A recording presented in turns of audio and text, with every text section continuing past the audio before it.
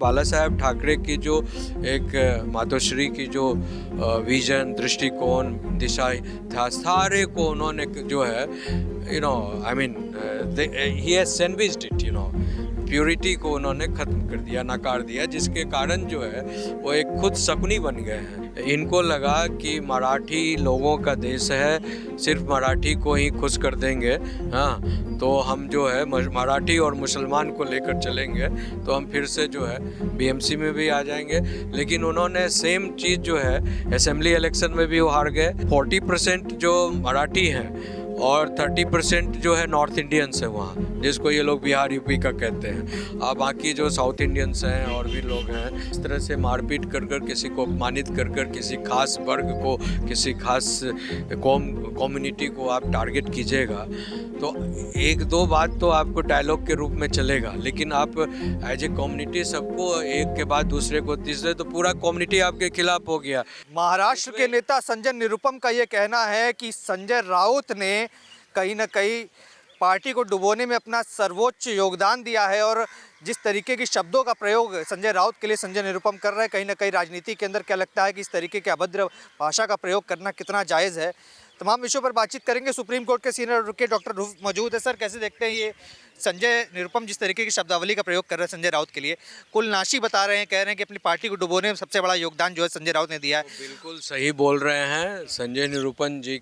बड़े ही चिंतक हैं और उन्होंने जो एनालिसिस किया है पूरे प्रकल्प का और पूरी सिस्टम का, पॉलिटिकल सिस्टम का, so he has given a right opinion in fact,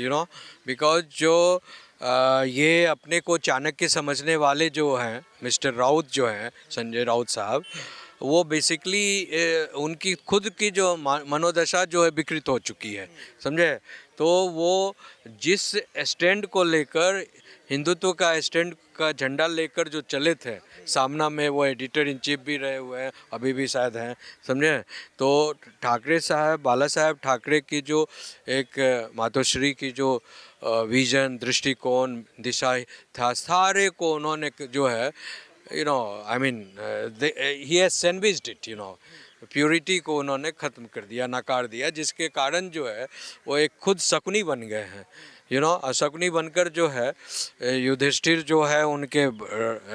Thackeray साहब समझे ना, उनको भी जो है अंधे की तरह बैठे हुए हैं वो धृतराष्ट्र बनकर, और वो ये जैसा जैसा बोलते हैं वो वैसा करते हैं। पर महाराष्ट्र के अंदर जब बीएमसी के भी हमने देखा चुनाव हुए, जैसे महायुति को एक बड़ा जनादेश मिला, क्या लगता है इसके पीछे ऐसे नेताओं की ही वजह से कहीं ना कहीं महायुति की सरकार बनी? क्योंकि कई लोग कह रहे हैं कि महायुति की सरकार बनाने में कहीं ना कहीं विपक्ष का बड़ा भूमिका है। संजय राउत की हम बात कर ले, तमाम ऐसे विपक्षी नेता जो उल जलूल बातें करते हैं जिससे जनता का विश्वास खो जाता है। क्या लगता है, आप मानते हैं, इस बात से सहमत होते हैं?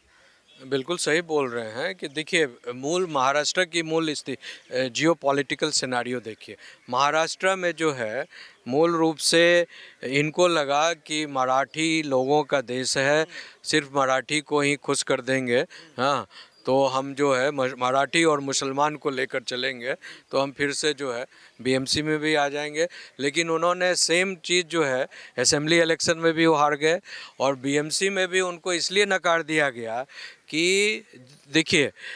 जो 40% जो मराठी हैं और 30% जो है नॉर्थ इंडियंस है वहाँ, जिसको ये लोग बिहार यूपी का कहते हैं। अब बाकी जो साउथ इंडियंस हैं और भी लोग हैं, तो ये तमाम लोग जो है ये केवल बीजेपी और सिंधे के जो ग्रुप है वो सबको सम्मान देकर वो वहाँ के लोकल लोगों को भी सम्मान दे रहा है, नॉर्थ इंडियंस को भी सम्मान दे रहा है और साउथ इंडियंस को भी सम्मान दे रहा है। इसीलिए बड़े पैमाने पर जो है वो आकर जीत गए। आखिरी में यही पूछना चाहूँगा सर, जैसे अभी से कुछ महीने पहले ठाकरे ब्रदर्स दोनों आए थे, राज ठाकरे और उद्धव ठाकरे, उन्होंने एक आह्वान किया था कि महाराष्ट्र की भूमि में रहना है तो मराठी भाषा का प्रयोग करना होगा, जो भी मराठी ना बोले, हिंदी बोले, उसे पकड़ के पीटो, वीडियो बनाओ और शेयर करो, ऐसा कहना। यही तो कहना है ना, इस तरह से मारपीट कर कर, किसी को अपमानित कर कर, किसी खास वर्ग को, किसी खास कम्युनिटी को आप टारगेट कीजिएगा तो एक दो बात तो आपको डायलॉग के रूप में चलेगा, लेकिन आप एज ए कम्युनिटी सबको एक के बाद दूसरे को तीसरे, तो पूरा कम्युनिटी आपके खिलाफ हो गया। जो 30% वोट है उनका जो जमात है वो सब उनके खिलाफ हो गए, इवन मुसलमान जो है उनको वोट नहीं दिया, तो ये पूरी समझने की बात है कि इन्होंने अपने पैर में खुद कुल्हाड़ी मार लिया है और उसमें सबसे बड़ा रोल जो है इनका ही रहा है, संजय राउत जी का रहा है। इसीलिए वो जो शब्द जो अलंकार जो उन्होंने यूज किया चू चू चू चू वाला, समझे ना, तो वो चू चू चू चू चू चू चू चू चू का अलंकार जो है उनको सुशोभित करता है। बहुत शुक्रिया वकील साहब।